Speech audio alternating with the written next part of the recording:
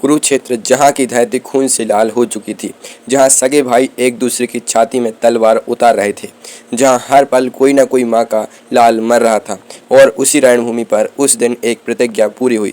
भीम ने दुशासन का वध किया, बर्बरता से, निर्ममता से, और उस वध के बाद यह युद्ध सिर्फ युद्ध नहीं रहा, यह विनाश बन चुका था। क्योंकि उस दिन कुरुक्षेत्र की धरती पर सिर्फ एक योद्धा नहीं मरा, उस दिन अहंकार का सबसे बड़ा सहारा टूट गया था।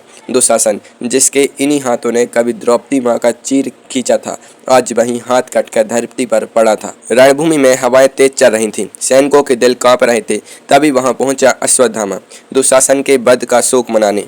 अश्वत्थामा ने दुर्योधन को देखा, उसकी आंखों में आंसू थे, और धीरे से बोला, मित्र, यह कैसे हो गया? दुर्योधन की आवाज कांप रही थी। उसने उस कटे हुए हाथ की तरफ देखा और बोला, यह मेरे प्रिय दुशासन का हाथ है मित्र, जिसे भीम ने तलवार से नहीं काटा बल्कि धरती से उखाड़ कर फेंक दिया।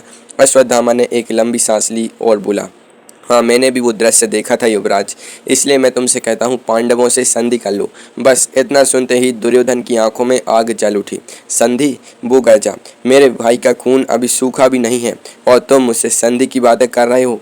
और संधि भी किससे? उन कायर पांडवों से जिन्होंने आज तक हमारे हर महान योद्धा को छल और कपट से मारा।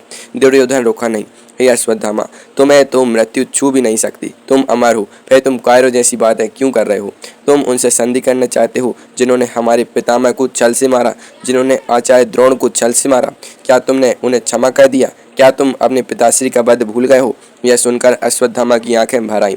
आवाज में दर्द था पर वो डगमगाया नहीं। मैं कुछ भी नहीं भूला हूँ मित्र, ना मैं उन्हें कभी क्षमा कर सकता हूँ, ना अपने पिता का वध कभी भूल सकता हूँ, किंतु यह मेरी व्यक्तिगत पीड़ा है। मैं संधि की बात इसलिए कर रहा हूँ क्योंकि संधि राष्ट्र के हित में है। दुर्योधन ने तीखी नजरों से देखा और बोला, कैसा राष्ट्र अश्वत्थामा? वो सोने चांदी के राजमुकुट राष्ट्र नहीं है, वो काटकर सिंहासन भी राष्ट्र नहीं है। और फिर उसने वो बात कही जो शायद उसके पूरे जीवन की सच्चाई थी। राष्ट्र मैं हूँ अश्वत्थामा, राष्ट्र वो मेरा प्रिय दुशासन था जिसका सब मेरे सामने पड़ा है। राष्ट्र वो था जिसकी छाती का लहू भीम ने पिया, इसलिए संधि की बात मत करना। अश्वत्थामा ने धीरे से कहा, क्या तुम्हें भीम की प्रतिज्ञा याद नहीं मित्र? दुशासन मर चुका है और अब वो तुम्हारी जंग तोड़ेगा। वो रुका और फिर बोला, हे युवराज, इस कुरुक्षेत्र की रणभूमि पर हमने बहुत कुछ खो दिया है।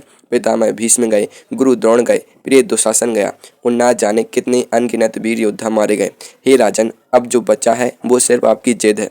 दुर्योधन ने एक पल के लिए आंखें बंद की और फिर गर्जना के साथ बोला, हाँ, यह मेरी जिद है और यही जिद मुझे राजा बनाती है। मैं झुकने के लिए पैदा नहीं हुआ। अश्वत्थामा की आंखों में अब क्रोध था, दर्द था, और एक टूटा हुआ मित्र था जो अपने दोस्त को बचाना चाहता था पर हार रहा था। वो बोला, मित्र, राजा वह होता है जो अपनी प्रजा को बचाए, ना कि अपने अहंकार के लिए उन्हें मृत्यु के द्वार पर पहुंचा दे। आपके कारण पूरा कौरव वंश मर रहा है। आज दुशासन मरा है, कल आप होंगे, और उसके बाद इतिहास में आपका नाम नहीं, आपका अहंकार जिंदा रहेगा। वो गिड़गिड़ाया नहीं पर विनती जरूर की, हे दुर्योधन, बस एक बार अपने अहंकार को छोड़ो, पांडवों से संधि कर लो, युद्ध रुक जाएगा, लोग बच जाएंगे। दुर्योधन मुस्कुराया, एक अजीब सी ठंडी सी मुस्कान, और बोला, अश्वत्थामा, दुर्योधन मर सकता है लेकिन झुक नहीं सकता। मुझे शांति नहीं चाहिए, मुझे बदला चाहिए। अश्वत्थामा ने अंतिम बार कहा, अगर अब कोई संधि नहीं होगी तो सिर्फ विनाश होगा, सिर्फ विनाश। और उसी क्षण एक आखिरी उम्मीद मर गई।